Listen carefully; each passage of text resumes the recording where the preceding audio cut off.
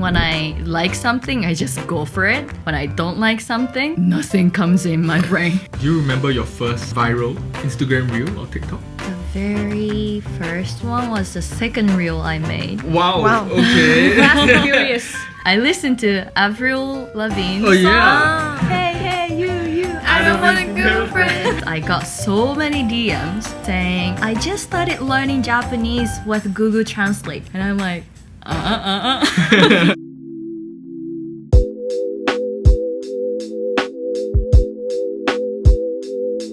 Hi guys, welcome to another episode of Passion Project Japan. I'm Theo, And I'm Gia. and today our special guest is Sayaka. Woo! Sayaka is the host, owner, and she's the most famous person in Nagoya. Sorry, man. She runs the channel NihongoDekita.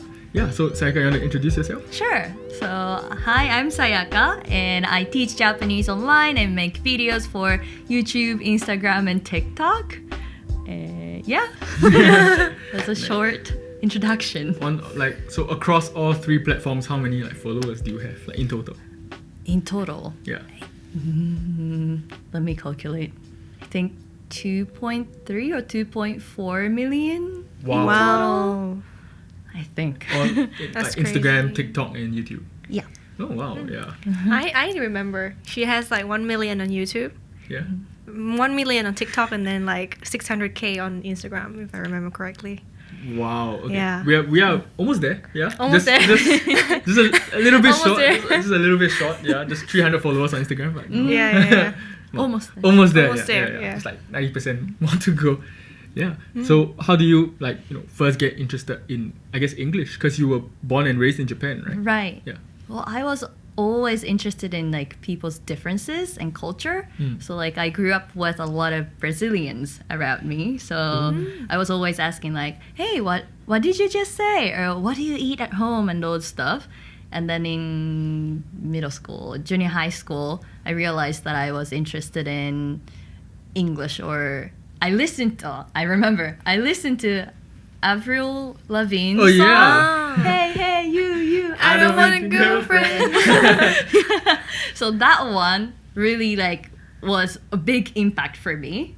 And something is so different. I don't understand what she's saying, but something is so different. And then I started listening and then started singing, even though I didn't know what I was saying. And then started watching Full House. Do you know? Oh. Yeah, the American TV show. I've not watched Full House though. Yeah, but No, it's I an never watched old family show. it. Yeah. And I watched it over and over. One, because I liked it, and two, because my listening score was so bad. Ooh. I kept getting 0 for listening Okay. in school. And then I have to watch a lot of stuff. And then I just kept watching. And then I'm like, they're living, their life is so different. They hug and they communicate differently. Yeah. So I wanted to see it with my eyes.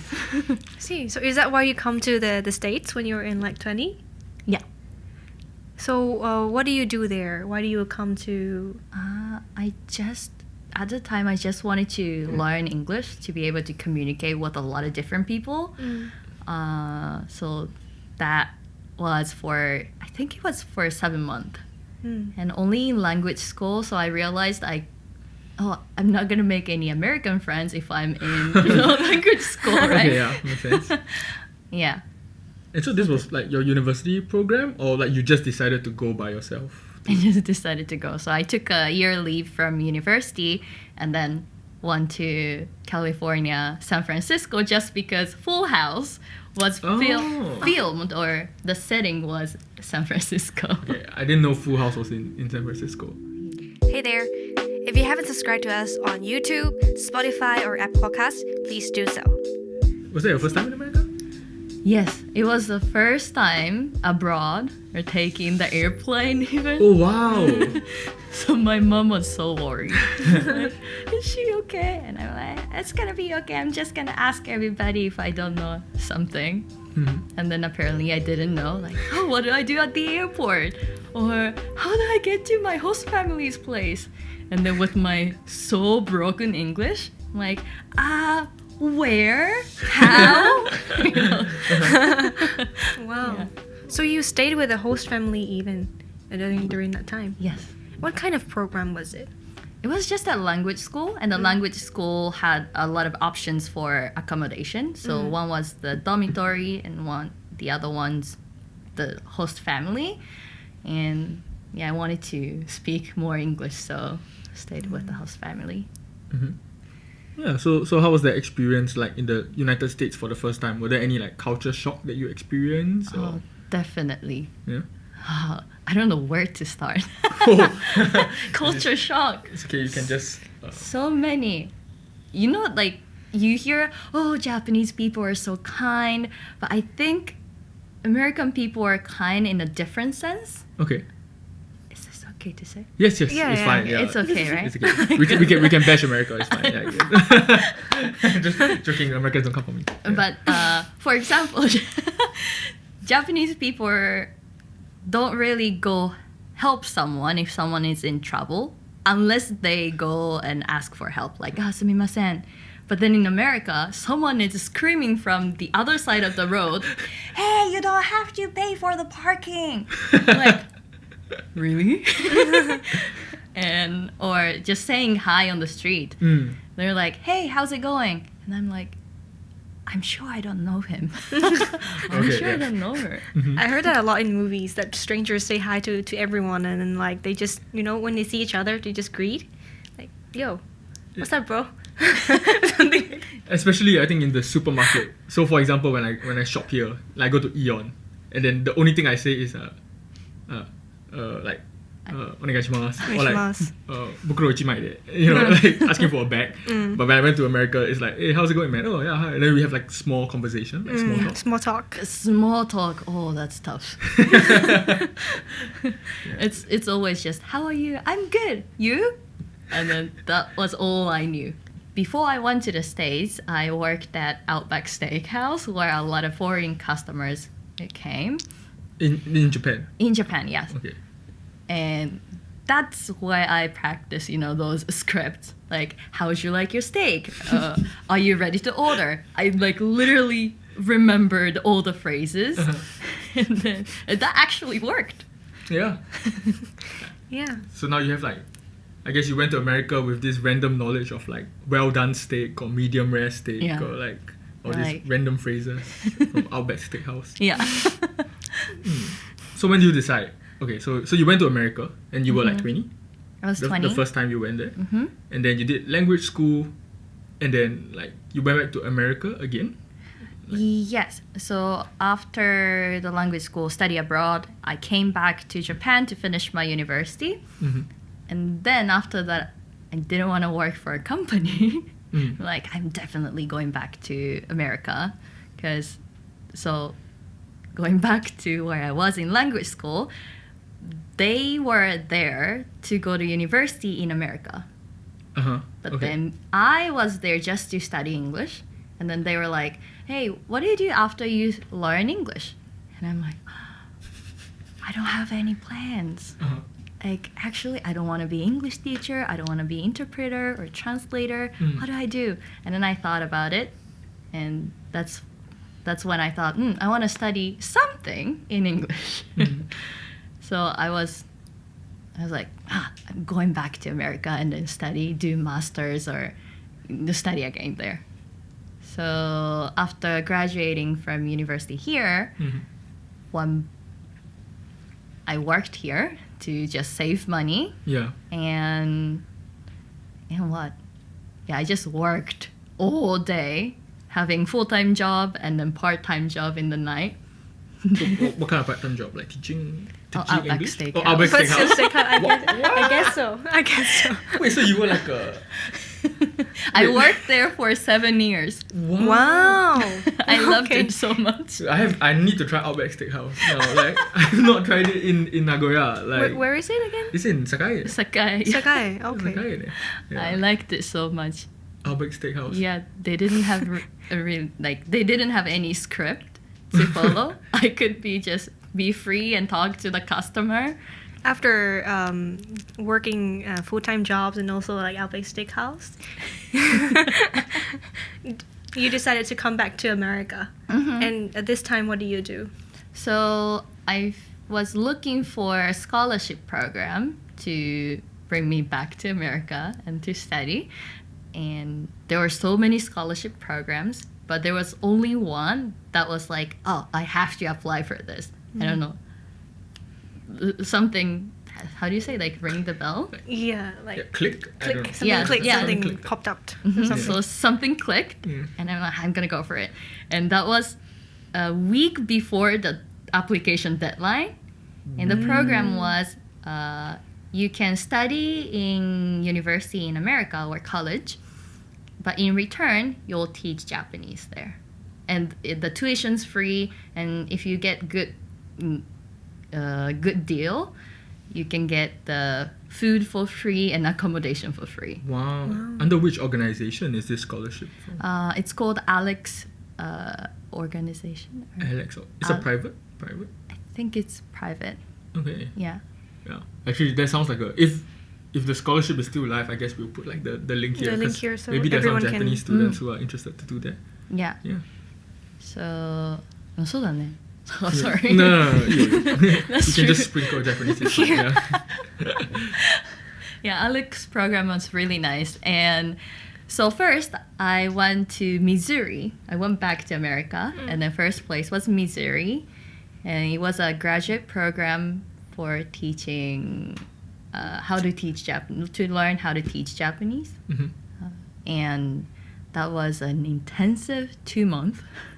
Oh, just 2 months. Just 2 months. Wow. But every day just making demo classes and all that. Mm. And then after graduating that program, we are all sent to different schools, and I went to Michigan. I was there, and I was expecting to study, right? But then, of course, somehow the contract wasn't understood by both parties, so the organization and the university. So I got a faculty card. Ooh, I okay. was a faculty, and I was 24 at the time, and I'm like, am I okay with this? But then I was super excited about teaching Japanese, Mhm. and there are no other Asian language teachers, not even Japanese language teacher. I was the only one. Wow. That was a big challenge, but I Yeah. think I learned so much there. Because you went there, basically, you were supposed to be a student, but then they gave you a faculty card as Uh-huh. well. So you were both a student and a. Did people call you teacher? like sensei or professor? Yeah, oh my gosh, the first time they said, "Hey, professor!" I'm just walking, right? Professor, hey! Oh, me? No, just sensei is fine. They're like, just Sayaka is fine. I guess the students would maybe be close to you. Yeah, they're in used age. to saying you are a professor if you're working in university, right? So And I think kind of, but I don't have the qualification or anything for that. I thought I was just a visiting instructor. Well, no, I was. Yeah. And then they just say, you can also take classes up to 2 courses per semester. I did take business class marketing class, but realized that business wasn't for me. And just fell in love with teaching, so just went for it. Yeah. But maybe the business classes help you to set up like NihongoDekita in the future. I don't know. Do you think so? No. Oh, not at I all. just realized. So I'm the type of person, when I like something, I just go for it. When I don't like something, nothing comes in my brain. Like, ping. So I really didn't understand, Yeah. or I don't know the concept. I like talking to people or communicating with people, but I realized I didn't really like thinking about how to make more money, or okay. thinking about numbers. Yeah. So humanities, like Yeah. a humanities student. Were you bungakubu in? Yeah. Oh yeah, bungakubu. Let's go. Bungakubu. Oh, bungakubu. Literature. Bunke. Bunke. Okay, close enough.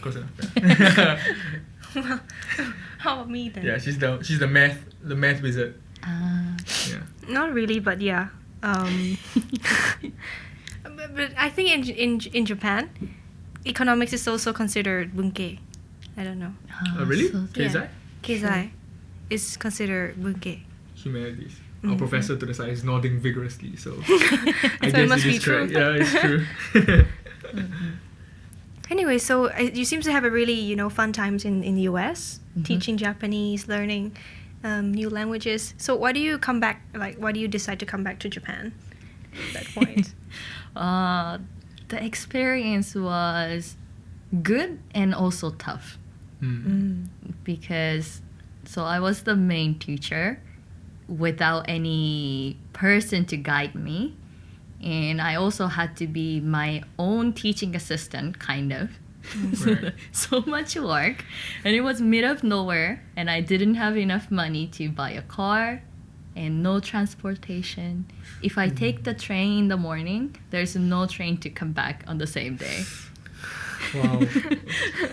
And no Uber, no taxi. Mhm.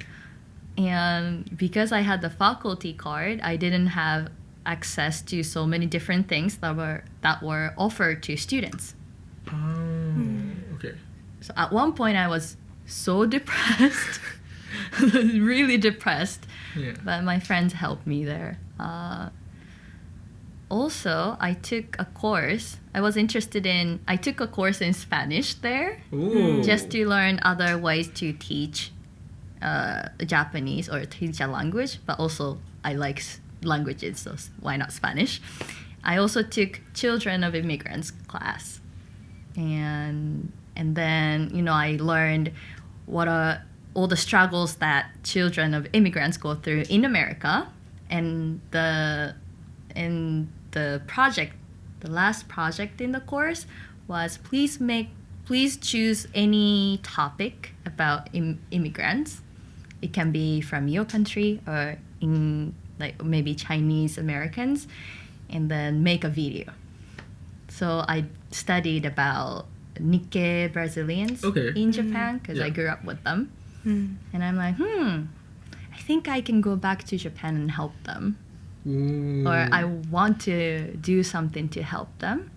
So that's the good reason. And the good reasons. You approve yourself Yeah. with that reason.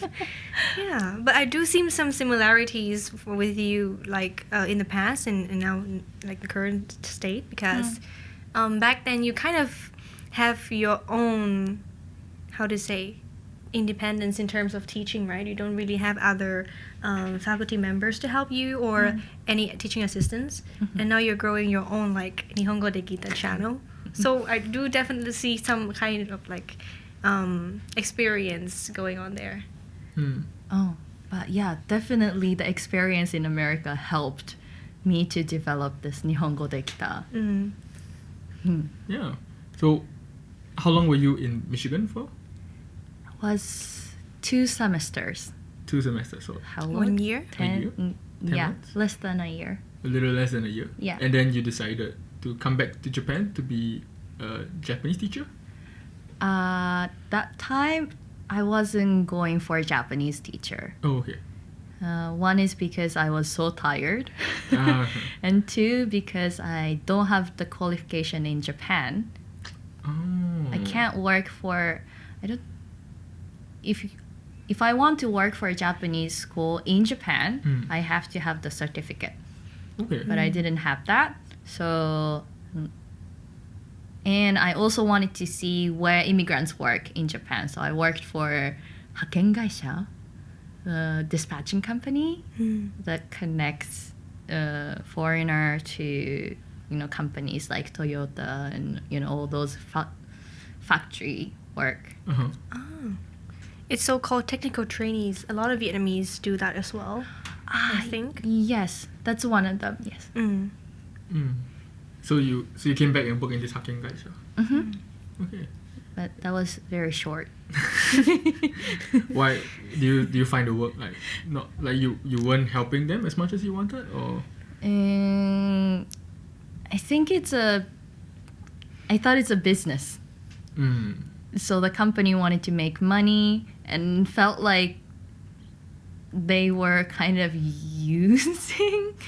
using the foreigners, the immigrants, to make money, or how they are treating them. I didn't like that. Yeah. And then that time I realized, oh, okay, so actually teaching Japanese actually helps them to raise their salary or have a better life in Japan. So let's go back to teaching Japanese, because I think that will lift up their life, like from the bottom, not just giving them work. But if they speak Japanese in Japan, they can do a lot more things. Guys, we are upping up our short form content game this year, so if you don't want to miss that out, please follow us at Passion Project JP on Instagram and TikTok. Exclusive content just for you guys. So you quit the Hakken Gaisha and then you were like, okay, it's time to start my own business. Actually, no, I was actually preparing to do masters in America. Oh, okay. To be an actual professor. Okay. In America. So actually, I didn't want to go back to America, but more than that, I didn't want to work for a Japanese company. And I love teaching Japanese, so I was applying for that. But while doing that, I wanted to still teach, so looking for students and started the Instagram. Didn't want to show my face, so I was just posting, those words with like the pictures. Okay. But it's not gonna reach anybody. That's true, yeah. It does reach some people, but not a lot of people. So then I thought, I can't find students like this. And how can I find? I like watching TikTok. Yeah. Why don't I make, fun content, but teaching Japanese? That's where I started creating videos. This was, when was this? That was 2020, during COVID. Oh, so during COVID period. Ooh, so I guess you couldn't go to America anyway because of COVID. So you were just kind of creating content for your this Instagram account, or for TikTok? For both. I started with Instagram. First year only Instagram. I actually got an offer. I got an offer from the university in America, but at the exact same time, that offer, sorry. So I applied for a university in America, got an offer, but I didn't get teaching assistant position, which would help me financially. So I'm like, I can't pay that much money. I'll go so broke. I don't even have that money. And I deferred to next year so that I could apply for a teaching assistant position. But at the exact same time, a lot of people found my content. And it blew up to suddenly like 30K followers on Instagram. I'm like, it was so scary actually, because I didn't expect that. I was just enjoying teaching, doing some crazy stuff.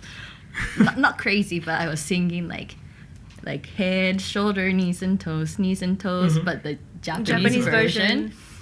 I'm like, suddenly so many people followed, and I'm like, this might be the only time that I can like actually do something for myself. But university, if I want to do masters, I can do maybe later in life.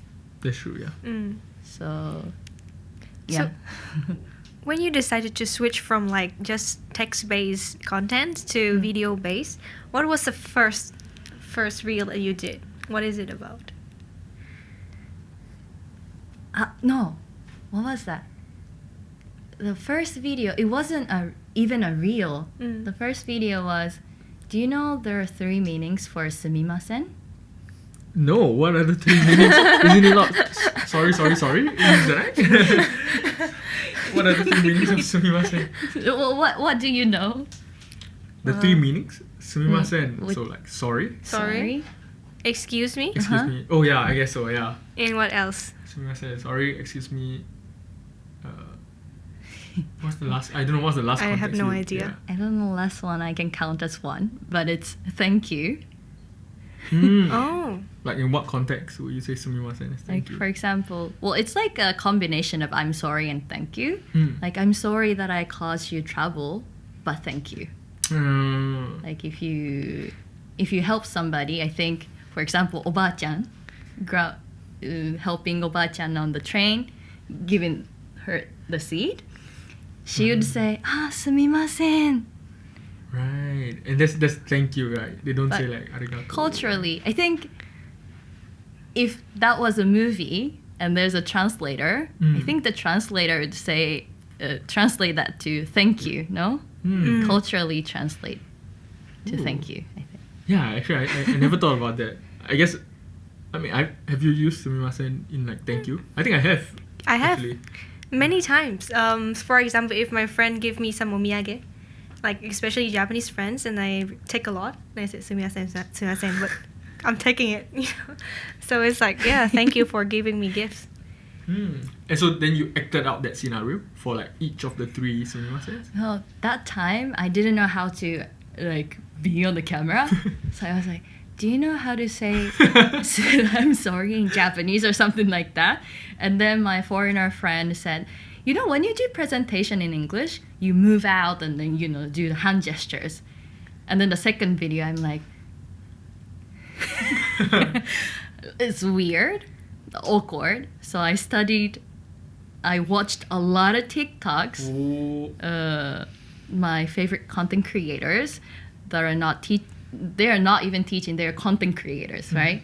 And why do I like them? And then I even downloaded their video, slowed down to actually study their editings. Wow.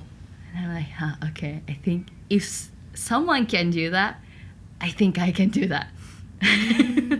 Wow, that's super impressive that I guess you take the extra step. You didn't just watch it, but you downloaded it and then you slow down the edit to watch how people do it. I think that's really impressive. I should probably do that for our reels actually and study how like the best podcasts edit. Your reels are pretty good though. I like the editing. Thank you. Yeah. Shout out to Raymond who's been helping Raymond, with the edits. Yeah. So, yeah. For me, the most memorable videos from you, because I knew you also because I was watching NihongoDekita as well. And sumimasen.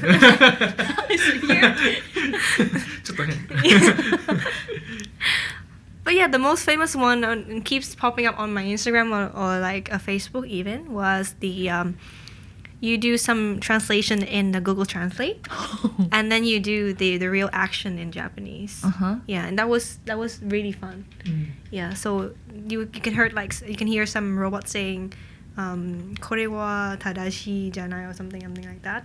But then you did the correct Japanese version of it. Yeah. The reason why I started the Google Translate video is because I got so many DMs saying, I just started learning Japanese with Google Translate. So many. And I'm like, stop there. Oops. But I can't really say like, hey, don't study with Google Translate. But I wanted to show how it is and how like natural Japanese sound. And that's how the video was made. And yeah, I think. Actually, yeah. So how do you brainstorm your skits or your content idea? So one is, I guess, your followers DM you and then you turn that into skits. But do you have any other ways to brainstorm?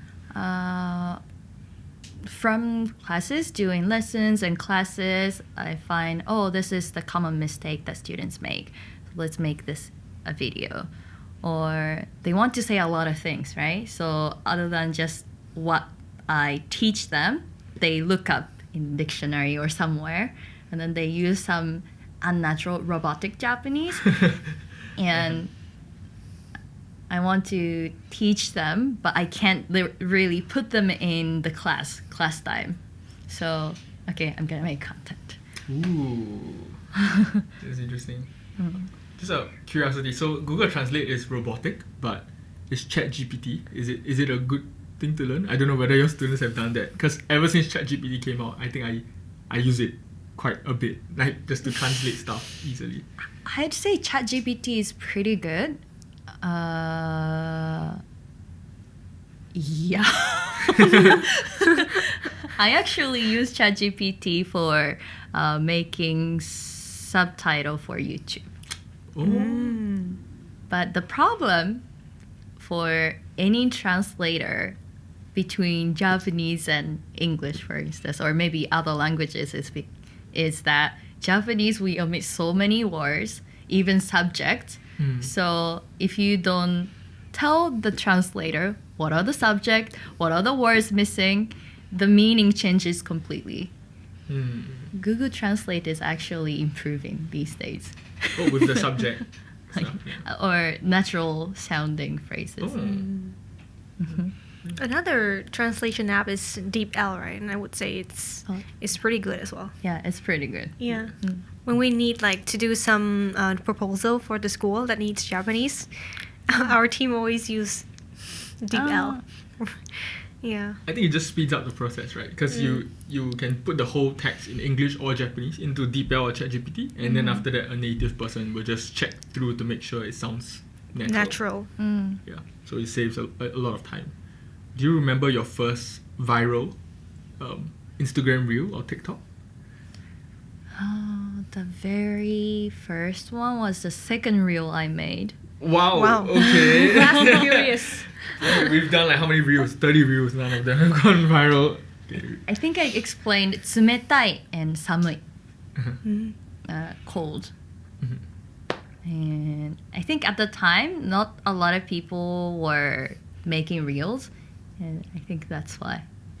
2020, yeah. I guess that's when Instagram started like really pushing reels for the algorithm. Yeah. So just for people who are curious, what is the difference between tsumetai and samui? Samui is when you feel cold and you need extra jacket or you need to warm up yourself. Tsumetai is you don't have to feel cold, but when you touch something, that thing is cold. You don't need extra jacket. You can be in, no sleeves and then feel tsumetai. This I've heard people like call, let's say somebody is being very cold, like personality wise, they are very distant. Then you can call them tsumetai. Tsumetai, So not really? samui. Yeah. So tsumetai hito, like that. Ma. It sounds like I'm dead, and then you're touching my body, and it's like cold to touch. Tsumetai hito. Tsumetai hito. Ah, あれじゃない. I guess you don't call someone like a samui hito, right? It's like kind of like weird.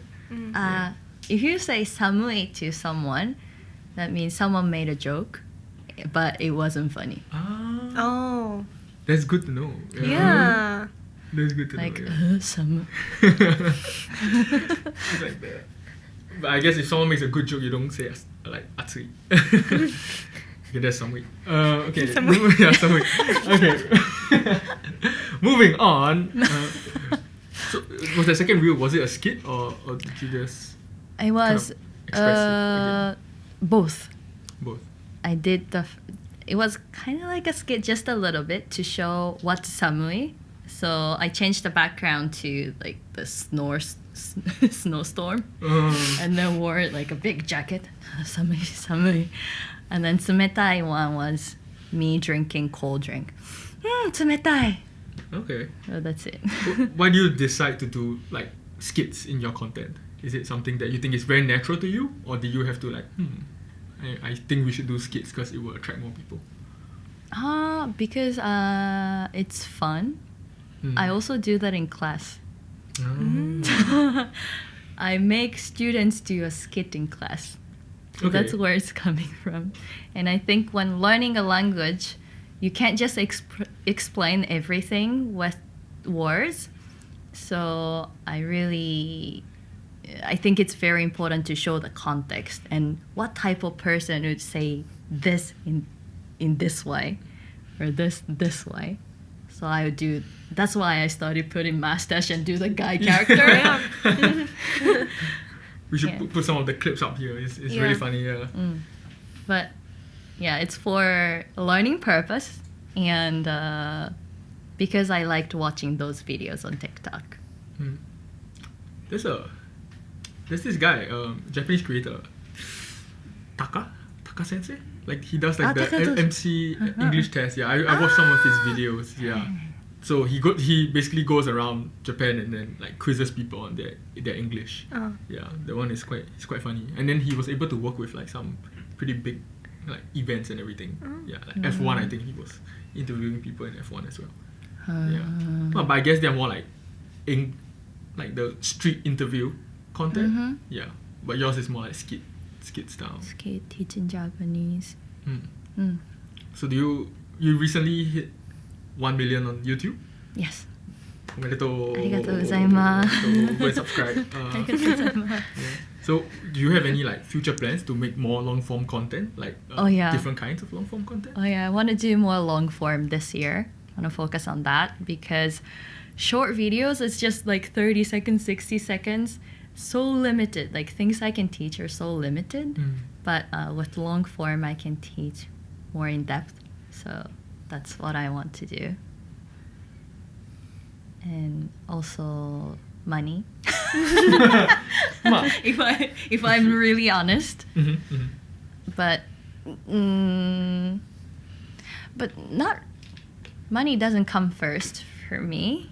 The reason is with the long form, I think I can really show the world that hey, I'm actually a Japanese teacher, not just bilingual person. Because I get that message a lot. Oh, you actually teach? Are you actually a teacher? And I'm like, yeah, that's true because anybody can do that, right? Wow.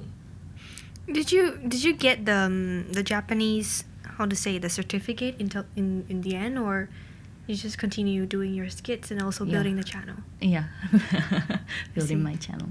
Nice. So was there any skit or video that you did where you received like a lot of like negative comments or like people like why are you teaching this or what are you doing, you know? Actually, no, not really. The only one thing was in the beginning I wasn't really sure who to target, but then I thought it's fun to teach this slang.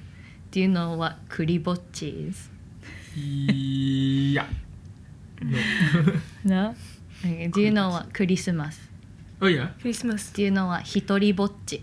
Oh yeah. Hitoribocchi, like alone, lonely. Lonely.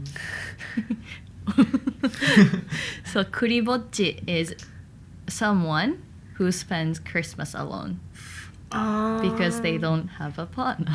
Okay. So they eat KFC by themselves. So I thought it's just fun. Like I think it shows the Japanese culture as well. So I just explained the word. Do you know what kuribocchi? What did I say? Do you know that there's a specific word for someone who spends Christmas alone? Oh my god, so many bad not really bad, but people are like, is being single bad? And I'm like, I wasn't going for that.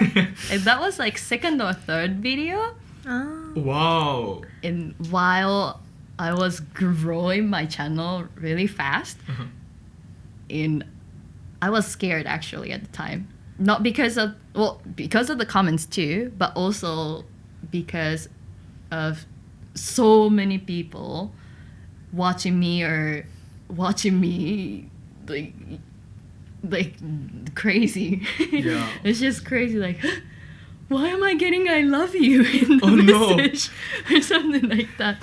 Okay. That is pretty like nasty feeling, I think. Yeah. At that time I didn't understand, or it wasn't, I don't know, I wasn't just used to it. I'm like, oh my gosh, I want to quit. I shouldn't have made any videos. And then I took like a 10 days break from Instagram. But then everybody's like, no, this is your chance. You have to keep making videos. And I'm like, oh, okay. I saw this. Well, it's a strategy because some people they like to make, kind of content that is controversial. Because controversial content means more attention. Means more views. People will comment on it to be like, why are you doing this? But the more they comment, the bigger your video grows, right? So like the more eyes, yeah. But I think it's also very pressurizing for the creator like the content creator, think to so. receive all those comments. Yeah. I think so. At one point, you'll get. I think it depends on the person, their personality. But at one point, I got used to the. Sometimes I get criticism, but after 1 or 2 years, I got used to it. Ooh. It still gets me when I read it, but it doesn't last so long. Like, okay, that's one opinion. Ooh. So you still read like all the comments, or? I can't read all of them, but when I can, I read them. Oh, okay. And then when you see those type of comments, you feel a bit, but then you can move on. Pretty, wow. If it's constructive, then I'm like, oh, thank you. Yeah. I mean, we are not at that stage where we receive. Lots of comments, right? But there's something that I'm really scared about. Like kind of receiving. I think that's why a lot of people don't post as well. On social media, it's because all kind of scared of hate comments or people commenting stuff. I'm trying to do this thing, and this might seem like psychotic, and I don't know where I should review this, but if I see a hate comment about like something that I've done, I will like screenshot it and I save it in this like private folder in my phone. So if I need motivation, I look at those hate comments and then I get like angry or annoyed, and then I feel more motivated. I don't know if that's crazy, but I decided to like use that for like my own good. I don't know if that's mad, but yeah. I remember Zac Efron. I was reading one of his article because somebody was saying that his facial structure was changing, and he was like, I mean, I don't really care, because if I care about those comments, then I wouldn't be in this industry already. So like that mentality that you don't really need to care what other people say is really important, right? Yeah. Yeah. Building a thick skin as a content creator. Oh, definitely. Definitely. That's good for you, no?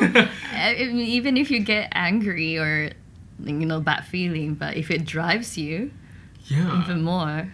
Yeah, I think maybe it is a bit weird, but I decided to do it, especially after I saw this documentary about Michael Jordan. And Michael Jordan would, to keep himself motivated, Michael Jordan would create fake stories about people hating on him, and then he would just create that in his mind, and then he would use that to drive himself. I thought, this is crazy, but there's something here, because I think that anger is a pretty strong emotion, and it can make you like more motivated if you use it correctly. Yeah, I don't know if this will hurt me in the long run, my psychological well-being, but Michael Jordan is crazy though. I mean, we watched the document together. Okay. And there was one time that some other anti-fans was trying to poison him by delivering like a fake pizza. He ate it and he got food poisoned, but then he was like, oh, someone's trying to trick me. I need to win this game. And he went out there, he won the game. So it was completely what other expected. So that man is crazy, man. That man is crazy. I'm not saying you should do that. Yeah. But I guess to be a content creator, especially when you grow bigger, you kind of have to get used to those comments and stuff. And it's just like a small percentage of people. And yeah, even if you get a comment about your appearance, right? One video I got like, is it just me? But did Sayaka sensei gain weight? I'm like, thank you for watching always. And it was actually about it was a collaboration video with a snack box company. So I think I said, because I ate those snacks, they were super good. And I'm like, I won't, just in my mind. Yeah. You turn it around, right? Reverse Uno them. Yeah. Wow. So. Any plans for you to grow other channels in the future, or do you have any other plans for your community? I have so many things I want to do, but community, I want to help foreigners in Japan, so I want to keep making videos on YouTube, so I want to be consistent. And then I want to go abroad and do like a Japanese events, like a NihongoDekita world tour, and then actually meet my students in person. And I actually did it Yeah, twice. I saw on Instagram you went to America. Yeah. Right? Yeah. And I did like a cooking event or playing Japanese games. And I want to make it bigger, invite not just my students, but also people who are interested in learning Japanese, and give them the space to experience Japanese culture and Japanese language. And one day in the future, I want to work with those international 国際センター or people who already work for foreigners, immigrants in Japan. I want to work with them. I don't know how, but I think if I can use my platform to help more people, I think it's good. And maybe children. Well, I have so many plans I want to do. I don't know if I can actually do it. There's so many things I want to do. I think like you said before, once you kind of are interested and you want to do it, then you would just like Oh yeah. go for it. You would just go for it and do it. Yeah. Wow. It's like, yeah, really inspiring, and I feel like, yeah, that's a pretty good note to end on. Yeah. So wait, just to check, are you like just working on NihongoDekita by yourself? Mm-hmm. So it's just you one person show, like, so everything, your content, everything that you create on your website, your course, you're running it by yourself? Yes. I was a sole proprietor, and then I made it to a company last year. Oh, it's been a year. Oh, congratulations! 1 year anniversary of NihongoDekita. Yeah. I made a company. I have 2 assistants who help to check students' homework. Then other than that, and also another person to help with the website. But the content, editing, shooting, filming, and what else? The creating courses, curriculums, and lesson plans. It's just me. Wow, that's very impressive. Yeah, it's like a one-man show. Lots of work. But I guess if maybe to grow bigger, maybe you might need to expand the team a little bit. Yeah. Yeah. So where can they? Where can they find you online, on like your Instagram or YouTube? Yes. So YouTube, it's all at NihongoDekita, and I've never said this very much. Well, it's all NihongoDekita on YouTube, Instagram, TikTok, and I should be posting more on Facebook. On Facebook, actually, yeah. I mean, I guess young people don't use Facebook a lot, but Facebook is still one of the biggest social media platform for older people. Okay. That's my image. Yeah, impression. No offense to any young person who still uses Facebook. Yeah. But yeah, you can find us on Instagram, TikTok at Passion Project JP. You can find us on YouTube at Passion Project Japan. Yeah, and you can also subscribe to our newsletter. So make sure to do that. www.passionprojectjp.com. Yeah, we have our website. Can I add? Oh yes. I also have a website where I run blog with my assistant. So yeah, check that out. Check that out. And it's also NihongoDekita. Yeah, NihongoDekita.com. Yeah. So I'm sure that you guys might be curious and want the second episode. So if you guys like it, please remember to like and subscribe to us on YouTube, and so we can see that this episode is doing well. So yeah, thank you, Sayaka. Appreciate it. Thank you for having me. Bye.